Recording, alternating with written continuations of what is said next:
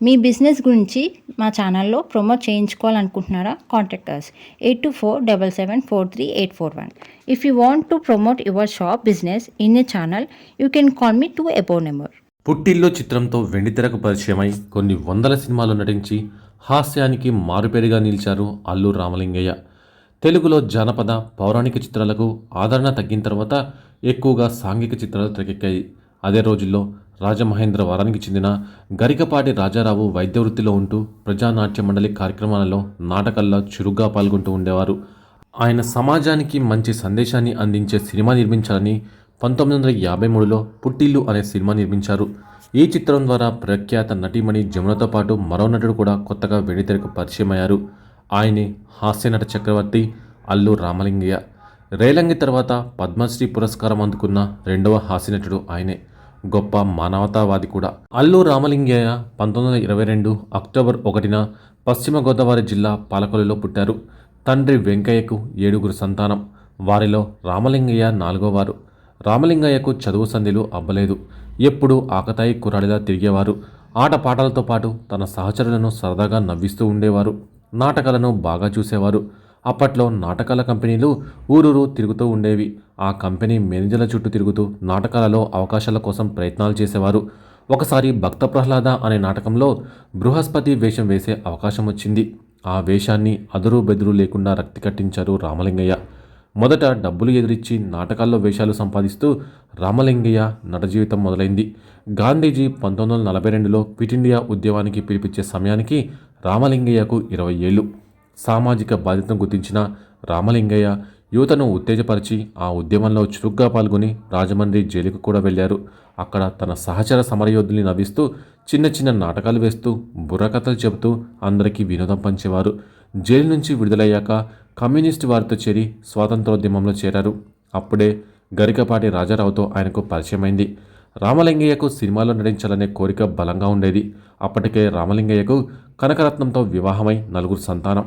రాజమండ్రి పట్టణానికి చెందిన డాక్టర్ గరికపాటి రాజారావు 1952లో పుట్టిల్లు అనే సాంఘిక సినిమా నిర్మాణానికి శ్రీకారం చుట్టినప్పుడు రామలింగయ్య అందులో వేషం కోసం ప్రయత్నించారు. అతని ప్రయత్నం ఫలించి అందులో నటించే అవకాశం రావడం వల్ల భార్య పిల్లలతో మద్రాసు పయనమయ్యారు. ఆ సినిమా నిర్మాణ దశలో రామలింగయ్య పొట్టికూట కోసం చాలా ఇబ్బందులు ఎదుర్కొన్నారు. అప్పుడే హోమియో వైద్యం మీద దృష్టి పెట్టి ఆ విద్యను నేర్చుకున్నారు. దాంతో సంసారాన్ని నెట్టుకొచ్చే ప్రయత్నం చేశారు. పుట్టిల్లు సినిమా విడుదలైంది. కానీ ఆ సినిమా అపజయాన్ని చవిచూడడం వల్ల రామలింగయ్యకు పెద్దగా అవకాశాలు రాలేదు. ఆ తర్వాత హెచ్ఎం రెడ్డి నిర్మించిన వద్దంటే డబ్బు సినిమాలో మాస్టర్ బద్దంకి అనే పాత్రలో నటించే అవకాశం దొరికింది. వైఆర్ స్వామి దర్శకత్వంలో ఎన్టీ రామారావు జానకి నటించిన ఈ చిత్రం 1954లో విడుదలై విజయవంతం కావడం వల్ల రామలింగయ్యకు నటుడిగా గుర్తింపు వచ్చింది. ధైర్యం కోల్పోకుండా చిత్రసీమని నమ్ముకొని ఎలాంటి పాత్ర వచ్చినా అందులో రాణిస్తూ తనదైన ముద్ర వేసేందుకు బాగా కష్టపడ్డారు. బోళ్ల సుబ్బారావు నిర్మించిన పల్లెపడుచు చిత్రం తర్వాత రామలింగయ్యకు విజయవారి మిస్సమ్మ, అన్నపూర్ణ వారి ప్రథమ చిత్రం దొంగరాముడు సినిమాల్లో అవకాశం దక్కింది. 1960లో అల్లు రామలింగయ్య చిత్రసీమలో నిలదొక్కుని హాస్యంతో కూడిన విలన్ పాత్రలు పోషిస్తూ మంచి విజయవంతమైన సినిమాలు నటిస్తూ పేరు గడించారు. మాయాబజార్, మూగ మనసులు, ముత్యాల ముగ్గు, మన ఊరి పాండవులు, శంకరాభరణం, అందాల రాముడు, బుద్ధిమంతుడు, ప్రేమించి చూడు వంటి సినిమాలలో రామలింగయ్యకు అద్భుతమైన పాత్రలు దొరకడం వల్ల మంచి గుర్తింపు తెచ్చుకున్నారు. ఆయన లేని సినిమాలు బహు అరుదుగా ఉండేవి. రామలింగయ్య సుదీర్ఘకాలం ప్రేక్షకులను నవ్విస్తూ హాస్యంతో కూడిన విలన్గా ఎంతగానో రాణించారు. సినీ రంగంలో ఆయన సేవలను గుర్తించిన భారత ప్రభుత్వం 1990లో ఆయనకు పద్మశ్రీ పురస్కారాన్ని అందజేసింది. 2001లో అప్పటి ఉమ్మడి ఆంధ్రప్రదేశ్ ప్రభుత్వం ప్రతిష్టాత్మక రఘుపతి వెంకయ్య అవార్డుతో రామలింగయ్యను సత్కరించింది.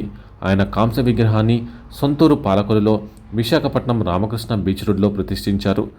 భారతీయ చలనచిత్ర పరిశ్రమ 100 సంవత్సరాలు పూర్తి చేసుకున్న సందర్భంగా భారత తపాలా శాఖ అల్లు రామలింగయ్య జ్ఞాపకార్థం ఒక తపాలా బిల్లును కూడా విడుదల చేసింది. నృత్య కళామండలి రామలింగయ్యకు హాస్య కళా ప్రపూర్ణ అనే బిరుదు ప్రసాదించింది. రాజమహేంద్రవరంలో అల్లు రామలింగయ్య పేరుతో ఒక హోమియో కళాశాల నెలకొల్పారు. రామలింగయ్య నిర్మాతగా మారి 1972లో గీతా ఆర్ట్స్ సంస్థను నెలకొల్పారు. బంట్రోతు భార్య, దేవుడే దిగి వస్తే, బంగారు పథకం వంటి చిత్రాలు నిర్మించారు. తర్వాత కుమారుడు అల్లు అరవింద్ తండ్రి ప్రస్థానం కొనసాగిస్తూ మంచి సినిమాలతో పాటు పంపిణీ సంస్థను కూడా వృద్ధి చేసి ఇప్పుడున్న నిర్మాతలకు తలమానికంగా నిలిచారు. అల్లు రామలింగయ్య సినీ ప్రస్థానం 3 పువ్వులు 6 కాయలుగా విస్తరించి అల్లు వంశాన్ని సుస్థిరం చేసింది. తన 82వ ఏట మనవడు అల్లు అర్జున్ హీరోగా ఎదుగుతున్న ఉచితదశను వీక్షిస్తూ జూలై 31, 2004న రామలింగయ్య కన్నుమూశారు. మరణానంతరం తన కళను కూడా ఆయన దానం చేశారు. అయితే 2004లో మరణించే వరకు కూడా సినిమాల్లో అలరించిన అల్లు రామలింగయ్య ఇటీవల అక్టోబర్ 1వ తేదీన శతజయంతి దినోత్సవ వేడుకలను ఆయన కుటుంబ సభ్యులు ఘనంగా పూర్తి చేశారు. ఇకపోతే ఓ ఇంటర్వ్యూలో పాల్గొన్న ప్రముఖ సీనియర్ జర్నలిస్ట్ ఇమ్మంది రామారావు కొన్ని ఆసక్తికరమైన విషయాలు తెలియజేశారు.